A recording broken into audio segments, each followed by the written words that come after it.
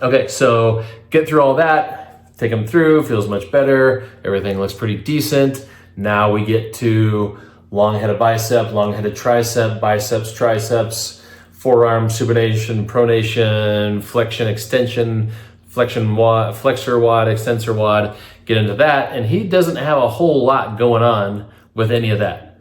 So this is a shoulder patient. This is not an elbow patient, but it's an elbow patient who possibly could have something going on in the joint space, which is why I get that funky hard end feel before we get to full extension, which could be from his just the deformity that he has genetically. And he's doing a lot of repetitive stuff with the sports that he has chosen to play.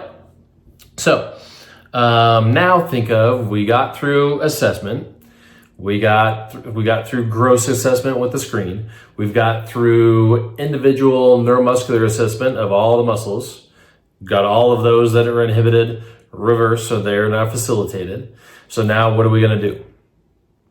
We're gonna get them off the table. We're gonna go through our functional screen again and see if range of motion quality and gross motion and strength and stability looks better than it did before. Which it does. And he says, wow, I didn't know that my shoulder was bothering me that much, but now that I can feel what normal feels like, that's a heck of a lot better. So he's through neck, cervical rotation, better.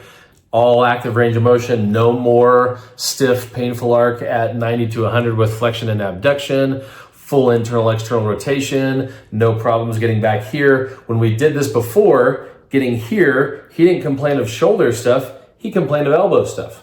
So now when we get here, he goes even further and he has no shoulder complaint, he has no elbow complaint.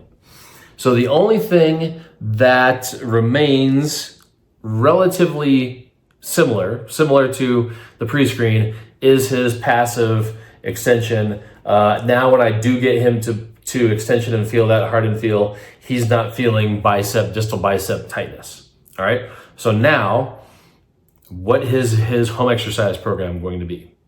It's going to be elbow stuff.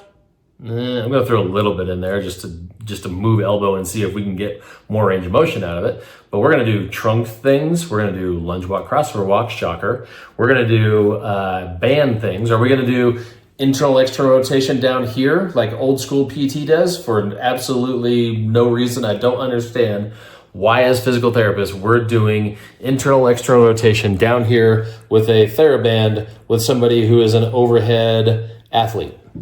When do we ever do anything down here? Never. So why are we giving patients exercise there? I have no idea. All you're doing is burning up one of the heads of the subscap and infraspinatus, depending on which way you're going. Don't do that. They should be coming out. They should be rotating around their humerus. They should be going, and then if you're getting through here, if you've got an upper extremity athlete, now we should be taking them up here and doing the same thing up here because that's the position that they play in. Okay? So remember, your infraspinatus and your subscap is a fan shape, which means when you go through shoulder flexion and abduction, those heads of the infraspinatus and subscap are going to take over and hand off to the next head as they get up here, which means if you don't exercise them here and you only tell them to keep their elbow on their side and do this stupid thing, all you're going to do is burn them up and one head, and it's not even the head that they have problems with. Now they have a problem with it, what they didn't have a problem with.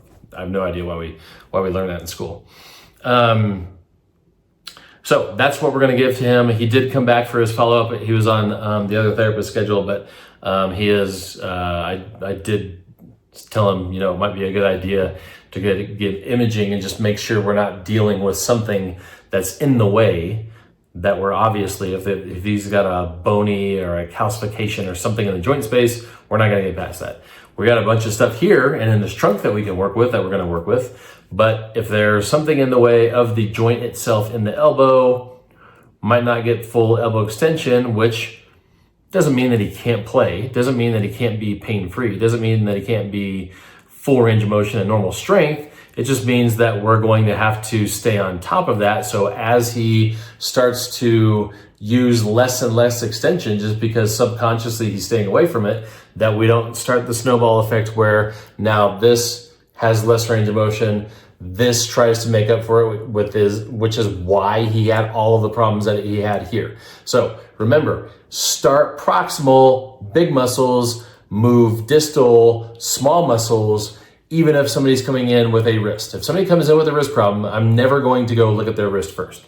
I know that the wrist depends on the elbow, and the elbow depends on the shoulder, and the shoulder just depends on the spine. Spine depends on the trunk depends on the feet. So I'm gonna go reverse engineer everything because I already know there's symptoms here. My job isn't to cover up the symptoms. My job is to figure out what else is feeding into this to make them compensate to use this or this too much, because this or this is what is inhibited or where the problem is. Okay, so hopefully that made sense. Got questions, comments, post them below. And if there's another body part injury case study idea that you have, send that to me. That's where I got this idea, was from somebody who commented on the last one. So let me know if there's another case study that you want to see. Talk to you later.